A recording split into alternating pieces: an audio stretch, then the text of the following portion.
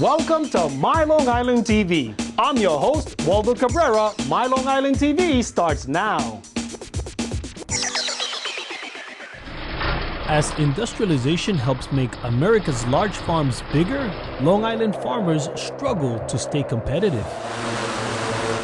To help level the playing field, entrepreneurs Mike and Chris are using technology that they hope will take small food growers to new heights. Long Island is filled with farms, but it's more delicate farming. A lot of grapes, a lot of vineyards, things like that. This is a perfect way to get accurate spraying and save on cost and time.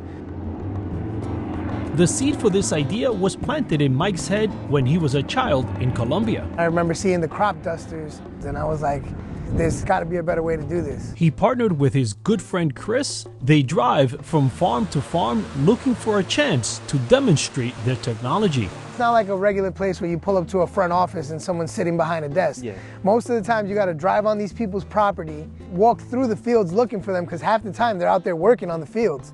And then once you find them on the fields, you have to interrupt their work and say, hey, so let me show you about this new thing we got. So it's difficult sometimes. And this is it right here, the drone. And once you take it out of the Jeep, now we have the attentions, you know, because they want to see it. They want to see how it works. They want to see how fast it is, how accurate it is, how it does save them money. They want to hear everything. We do a farm stand inside Stony Brook Hospital. A gentleman approached us as we were down unloading and receiving and asked us if we'd be interested in learning a little bit about drone spraying. We made the connection and we invited them out to the farm to give us a demonstration. It's a total 11-acre farm, but we probably farm about 5 acres. Plus, the spraying needs to be done either early morning or late evening, so you're limited in the hours you have. So it used to be a multiple-day process, you know, a few hours a day. Before spraying, Mike and Chris must walk around the perimeter of the farm to map the target area. These are the points that we made, those blue dots, but the yellow lines, the drone made the fastest and most effective route. The drone hovers just inches above the crops, ensuring even coverage. We can do about 7 to 10 acres an hour.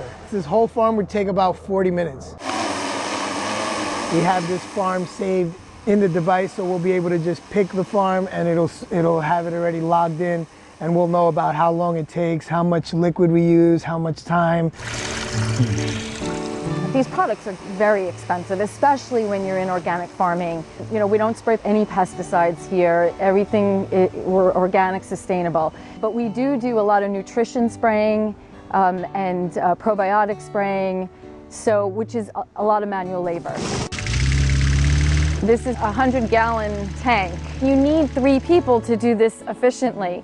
You need someone to spray, you need someone to unravel that because it gets tangled, and then you need a 3rd person pulling the truck every few feet to go down every aisle. Farmers can easily calculate their savings on labor, but figuring out how much less product the drone will use is a little more complicated. The cost comparison is going to come once we have sufficient enough data to be able to compare to the farmer's data, whether they're doing it by hand, walking with the backpacks. I'll put this up against any method, any day of the week. So with one less tedious job to do, Bethel Hobbs Farms now has more time to focus on their mission to feed Long Island's hungry. We donate about 30,000 pounds of produce to local food pantries on Long Island, and we've been doing that for 12 years. So doing something like this just allows us to grow more and to give more.